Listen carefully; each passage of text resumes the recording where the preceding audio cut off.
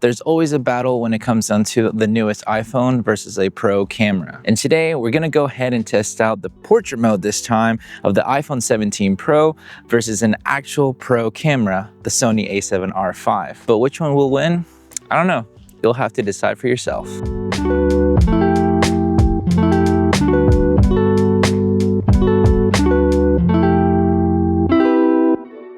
iPhones have come a long way, and we know that they can do quite a bit when it comes down to photos and videos, but we're gonna test out the portrait mode because you don't really shoot a raw file how you would with a normal camera. So it's gonna be an interesting test to see how well it can go against my Sony a7R5, because this is a 48 megapixel camera. Obviously this one's 61, but you get the drift, and we're just gonna have to attempt to see what happens. It's a battle 1-to-1.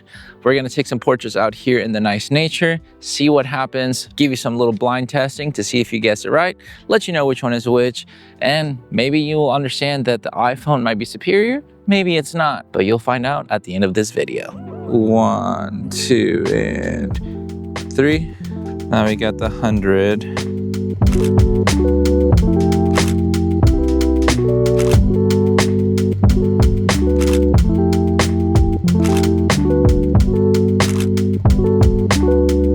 So what's going to be the biggest difference when it comes down to taking photos with an iPhone and a camera is just look at the size difference. Just alone on that, you're going to have quite a bit of a difference. So yeah, the sensor is going to be a lot bigger on, my Sony camera versus the iPhone. But the main purpose of this is to see how far these cameras on phones have come. Because if you look at older, iPhones or even other, phone cameras, it's been very noticeable the difference of the bokeh, which has been the biggest thing when I made my original iPhone 17 Pro kind of to my Sony a7C II comparison. And if you haven't seen that video, it'll be somewhere around here for you to watch. But at the end of the day, the main thing was that the blur background wasn't as great. So this has been the main thing, is to figure out how well, the bokeh can be with the portrait mode, and see how well the color grade looks whenever I use my post editing, which if you're liking the post editing, today's video is sponsored by none other than myself. If you like anything of my color grade or anything, I do have my nice little presets and LUTs available to support the channel that way if you want to go into the description down below. But now let's get back to more examples.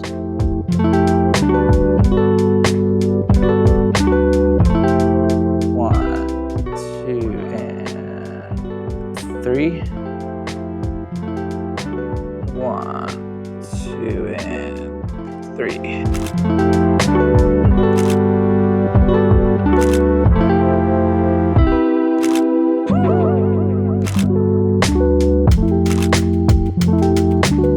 Time to find another location, but in the meantime, another kind of, question that people might think, because there's the obvious one, cost difference when it comes down to an iPhone to a camera. And I actually got asked that today. They're saying, should I get an A5000 because it's an older, like $200 camera, or should I just try to use my phone when it comes down to, photography? Because the new iPhones and everything have nicer, software or whatever they want to go with to be able to create better photos. And that's well, if you want to get a little bit more into the creative world and get used to a camera, I feel more inspired with a camera than my phone. But if you don't have the budget for it and you already have a newer iPhone, I think you'll be fine. But the 17 Pro, is it looking up to your standards of a Pro type of camera or not? Let me know below so far what you think. 1, 2, and 1, 2, and compare them to see how they look. Supposedly, supposed to be, they're both 48. So for whatever reason, the iPhone looks like it's closer, but supposedly it's at 48 millimeter range with a 2X. So I'm trying to keep it when it's like, 48 to 48. So don't hate the messenger. I'm just doing what it needs to be.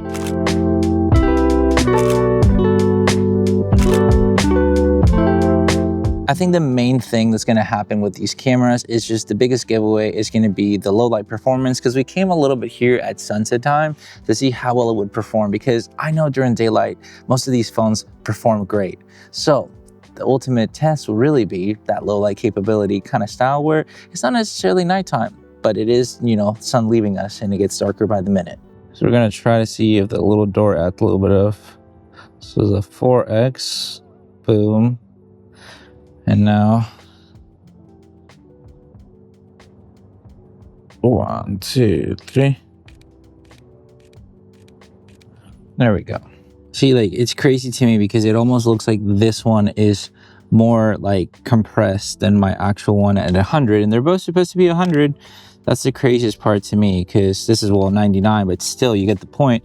I'd have to be like almost like at 150 and then like move back to like have the same compression almost, but it is what it is on that end.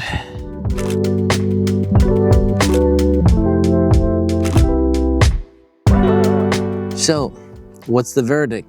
Is the iPhone 17 Pro enough to compete with a Pro camera, or do we still need to give it a couple more years? It's always going to come down to how much bokeh and everything are you wanting. When it comes down to the iPhone 17 Pro, I actually kind of put it at an f4, because if you go too much, I feel like the blur effect is too intense. And that's even competing with my like, you know, camera that shoots at a like f2.2 whenever I was shooting at it, or a 2.8. That's going to be the biggest factor when it comes down to the 17 Pro. Is it close? Yeah, I wouldn't say that it's far off. If I only have my phone, I think I can do so much when it comes down to taking photos, because I have been doing that more. I actually probably have felt more inspired to use my 17 Pro than I did my 14 Pro Max. I didn't upgrade for like 3 years due to the fact that I didn't really care to use my phone as much. But now, having the log profiles and everything, being able to shoot portrait mode where you can see that the blending of the hair in the background isn't so like sharp between each other, for the most part, it's kind of nice to have. I think it's come a long way, and I think it's only going to get better because,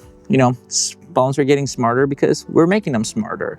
And I don't think it's gonna, you know, compete with a camera like the Sony a7R5 because of the price point, and as well, you know, the size. But it is nice to know that you have a little bit of versatility when it comes down to your phone, when it comes to just, you know, you're in a pinch, you need to take some photos and everything. Now, I'm not saying go rock up to a photo shoot with just your iPhone if, you know, people are hiring you to be like a professional and everything like that. But if the budget doesn't allow to have a good, you know, photo budget, I mean, I'd be fine with that. I mean, I'd be fine to just showing up with this and just saying like, hey, that's what it is, and this is what you're getting out of it in a sense. But I would love to know your thoughts when it comes down to the iPhone 17 Pro to, you know, compared to a Pro camera. Is it something that was really hard to deceive you, or was it something that, you know, was fairly obvious? I think always the biggest giveaway is going to be the over, you know, digital look of an iPhone that it is when it comes down to images. But maybe I deceived you enough that you couldn't tell that clearly which one was which. If I did,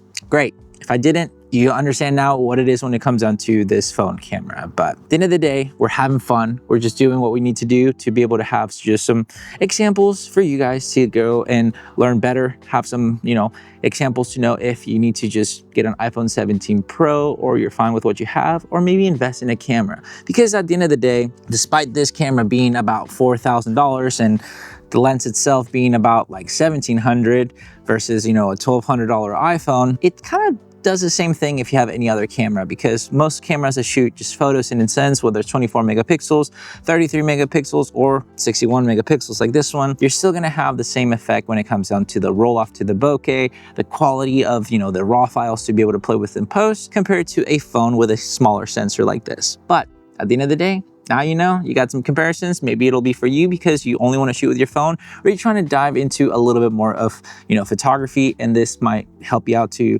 hold off on getting an actual camera because maybe you just got this phone and you're trying to see what you can do with it. But let me know any questions down below that you might have when it comes down to the iPhone 17 Pro, my experiences with it, and as well if you need to have any clarifications when it comes down to today's video. But if you have anything to add, of course, let's have a conversation down below in the description, in those comment sections and everything. And don't forget to check out the LUTS and presets if you want to support the channel and get something different when it comes down to color grading your iPhone photos or your raw photos from your camera. But with all that said and done, guys, thank you so much for watching this video. Make sure to like and subscribe, share this video with a friend. I'll catch you guys in the next one. See ya.